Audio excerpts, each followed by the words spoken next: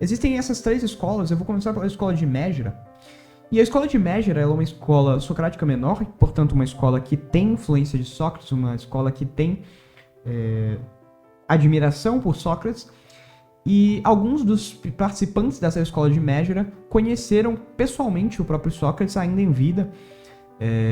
Inclusive, um dos principais autores, vamos dizer assim, um dos principais pensadores dessa escola vai ser o Euclides de Mégira, né? Que conheceu o próprio Sócrates pessoalmente, né? E conversou com ele e tudo mais, né? E adquiriu e se inspirou pessoalmente no pensamento socrático, né? E ele será um dos grandes expoentes dessa escola de Mégira. E a finalidade da escola de Mégira, numa síntese, vai ser basicamente tentar unir a antropologia socrática, ou seja, Sócrates ele tinha uma forma de entender o homem, né? Então Sócrates ele tinha o entendimento de que o homem ele deve agir sempre visando o bem, a virtude, né? E que ele deve se desapegar dos bens materiais, ele deve se desapegar das coisas acidentais para focar exclusivamente em servir à verdade e ao bem, certo? Então, Sócrates ele vai elaborar toda uma doutrina, toda uma antropologia, um estudo do homem, para entender as virtudes, para entender os universais, a natureza de todas as coisas que se relacionam à natureza humana. E entendendo isso, portanto, entender como o homem pode adquirir a felicidade, como o homem pode adquirir a virtude para propriamente alcançar a sua finalidade enquanto ser neste mundo. Então, eles vão pegar esta antropologia socrática que estuda essas virtudes, que estuda o papel do homem, e eles vão unir com a cosmologia da escola de Eleia. Bom, a gente já estudou esses dois pensamentos, né? A gente já estudou tanto a antropologia socrática na aula anterior, e a gente também estudou a cosmologia da escola de Eleia lá nos pré-socráticos. Recomendado que vocês tenham assistido às aulas anteriores, tá? Então, caso não tenham visto, vão lá e voltem na aula de Sócrates e na aula da escola de Eleia, que vocês vão ter uma noção melhor do que significa unir esses dois pensamentos. Mas, em resumo, a cosmologia da escola de Eleia, ela propagava, né, ela pregava que as coisas são todas unas, ou seja, a multiplicidade das substâncias na existência não existe. Como assim? Por exemplo, existem, se você pega, né, numa análise assim, mais superficial e menos filosófica, você vai, por senso comum, aderir à tese de que existem várias pessoas numa sociedade. Ou seja, você, né, acredita que existem diversas substâncias na realidade. Ou seja, existe eu como um indivíduo e existe você como um outro indivíduo que é distinto de mim, né? Ou seja, existem duas substâncias diferentes na realidade. E isso, os eletas, né, os pensadores da escola de Eleia, eles não acreditavam nisso. Os eletas, eles acreditavam que a pluralidade das substâncias, ou seja, a multiplicidade das coisas no mundo, é uma ilusão. Para eles, todas as coisas são unas, o que quer dizer que só existe uma única substância, só existe um único ser em toda a existência das coisas. Ou seja, a natureza, no fim, é uma coisa una, e a multiplicidade é uma ilusão dos nossos sentidos. Ou seja, os eletas, eles acreditavam que a multiplicidade, que a pluralidade das coisas no universo é uma ilusão e que, se nós explorássemos racionalmente, nós chegaríamos à conclusão de que, no fim das contas, tudo é uno, certo? Ou seja, tudo constitui uma unidade verdadeira, certo? Então, eles acreditavam, né, os eletas, tal como Parmênides, que as coisas são uma unidade, que as coisas são uma coisa única, só um ser único, né, que não admite pluralidade, que não admite multiplicidade, né? Como eu já disse, né, a multiplicidade e a pluralidade para eles seriam uma ilusão dos nossos sentidos, e a razão pode concluir que as coisas são unas, certo?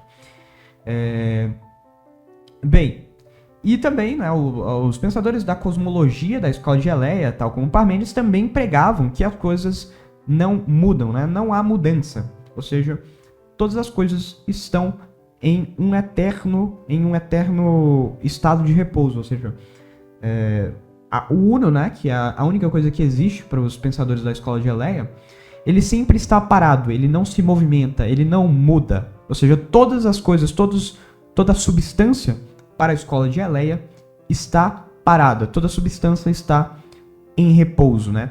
Nada muda em nenhum sentido, certo?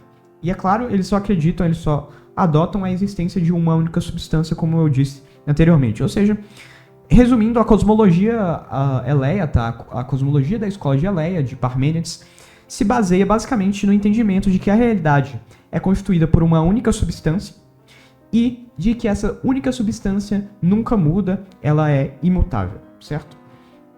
Então a escola de Mégera, qual que vai ser o entendimento dela? Vai ser o entendimento de tentar unir tanto a antropologia socrática, ou seja, a antropologia de virtude, a doutrina da felicidade que Sócrates cria, a doutrina da natureza das coisas, da felicidade, da virtude, da finalidade das coisas do homem.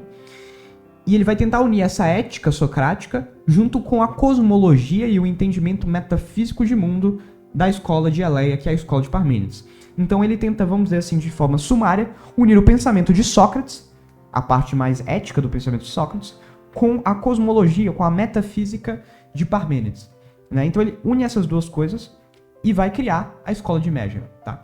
Então o principal pensador da escola de Mégera vai ser o Euclides de Mégera. Ele conheceu Sócrates, como eu disse, e então ele postula, né, que ele une essas duas doutrinas e ele vai fazer uma série de postulados. Um deles é de que o uno, né, ou seja, essa única substância que existe para os pensadores da escola de Mégera e da escola de Eleia, essa única substância que existe, já que eles não acreditam na multiplicidade, essa única substância que é o chamado o uno, né, esta única substância é o bem. Ela é a existência máxima, ela é o mais alto grau de virtude, ela é o ser propriamente dito, e ela é o bem, ela é a virtude. E o mal não existe, o mal é uma ilusão. E o mal, ele vem da ilusão da multiplicidade, né? Ou seja, como eu disse, né, os eletas e os pensadores da escola de Mégera também vão adotar isso. Os eletas acreditavam que tudo é uma unidade e que a multiplicidade é uma ilusão dos nossos sentidos. Só que Euclides de Mégera, ele vai ampliar esse pensamento. E ele vai ampliar esse pensamento de modo a agora abarcar uma noção também de moralidade nesse aspecto. Ou seja, ele vai dizer o seguinte, olha, o uno, tudo aquilo que é racional, tudo aquilo que é uno, né, já que é a razão que reconhece aquilo que é uno, tudo é uno, né? E só o uno é bom. E a multiplicidade é sempre má. A multiplicidade é ilusória, né? É uma ilusão dos nossos sentidos que nos aprisiona neles, né? Então, aqui uma noção de que o um é a única coisa boa e é a única coisa que existe verdadeiramente e que o mal é o múltiplo, o mal é uma ilusão. Euclides de Mégera, ele vai inclusive criar uma série de argumentos para tentar provar que a multiplicidade de substâncias é ilusória. Ele cria o chamado paradoxo do mascarado, o qual eu infelizmente não terei tempo de explicar aqui, porque senão vou alongar demais nessa aula. Mas há um vídeo do Victor Helios, que é um professor de lógica que eu aprecio demais no YouTube. Vocês podem procurar o paradoxo do mascarado, Victor Helios, vou deixar o link na descrição também, caso queiram ver. E lá ele explica um dos paradoxos criados por esse Euclides de Mégera para tentar provar que a multiplicidade das substâncias é uma ilusão, tudo bem? Mas aí fica ao cargo de vocês explorarem esse paradoxo, ele é interessante, mas já adianto de vocês que esse paradoxo, ele não é verdadeiro, ele é um paradoxo falho, ele possui alguns erros de lógica. Enfim, mas isso tudo o professor Victor explica para vocês lá no vídeo, que eu vou deixar na descrição, tudo bem? O Diodoro Crono, que vai ser um autor também da escola de Mégera, vai ser um pensador da escola de Mégera, ele vai ser um dos grandes pensadores também dessa escola, o Diodoro Crono, e ele vai postular outras séries de coisas, e uma delas é que ele acreditava que somente o atual, ou seja, as coisas que estão em ato, as coisas que estão existindo no agora, ele acredita que somente isso é possível. Ou seja, ele não acredita que as coisas do passado são possíveis e nem que as coisas do futuro são possíveis. Como assim? Tá. Eu vou tentar explicar aqui, mas é um pensamento, eu já adianto, é um pensamento logicamente falho, mas vocês vão ter que tentar se colocar no lugar dele, tá? É um pensamento que possui algumas incoerências lógicas, é verdade, mas vamos tentar entender o que ele pensava. Ele dizia o seguinte, olha, o mundo atual, ele existe. E se o mundo existe, ou seja, se eu digo a proposição, o mundo existe, a gente não poderia, em nenhum momento da história, ter dito que o mundo não existiu. Porque a partir do momento que eu dissesse, olha, o mundo não existe, então eu estaria contrariando a proposição que eu estou dizendo agora de que o mundo existe. Ou seja, se no passado o mundo não existisse, essa tese de que o mundo não existiu no passado contrariaria a tese de que o mundo existe no agora.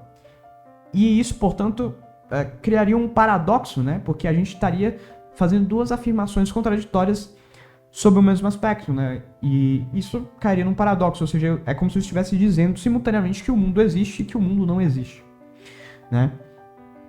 E, portanto, a proposição de que o mundo não existiu, a proposição de que o mundo não existe, ela nunca, em nenhum momento da história, poderia ter sido verdadeira. Ou seja, ela sempre foi falsa. É claro que, assim, é muito difícil explicar isso aqui superficialmente. Recomendo que vocês leiam essa parte do capítulo, ela é interessante.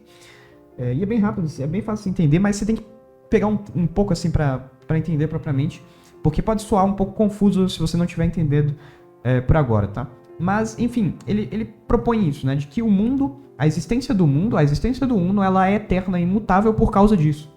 Porque dizer o contrário implicaria numa contradição, num paradoxo lógico, e que, portanto, a razão poderia concluir que o mundo é uma unidade e é eterno. Tudo bem? A gente vai ter outro expoente dessa escola de Mégera, que vai ser o Estípulo de Mégera também. Ele filosofou sobre a ética, a autossuficiência, sobre a simpatia. E a grande importância do Estípulo de Mégera é que a filosofia dele vai inspirar o discípulo dele, que é o Zenão de Cítio, a fundar o estoicismo, né? O Estípulo de Mégera, ele vai filosofar bastante sobre ética, sobre autossuficiência, sobre simpatia, que são temas corriqueiros no estoicismo, né? Então, acaba que o Estípulo de Mégera, ele vai ser um dos grandes influenciadores, um dos grandes inspiradores do estoicismo. E é interessante, portanto, que a gente vê uma certa influência, portanto, socrática no pensamento estoico, né? Porque o estoicismo, a gente percebe a partir disso, que o estoicismo é fundado a partir de um discípulo de um homem que estudava, que inspirou-se em Sócrates, né? E, portanto, né, o estoicismo ele tem total correlação com o pensamento socrático, né? E isso é importante a gente entender, né? Então, e sobretudo sobre essa questão ética do entendimento da autossuficiência, que o homem deve ser autossuficiente, que o homem deve prezar pelo bem, pela virtude, pela simpatia, pela autossuficiência, que são temas corriqueiros na filosofia estoica, que a gente vai estudar mais um pouquinho pra frente.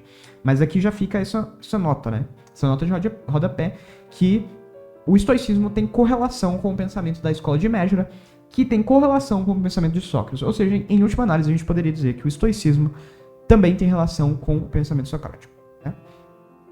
Então, a gente finaliza por aqui o pensamento da escola de Mégera.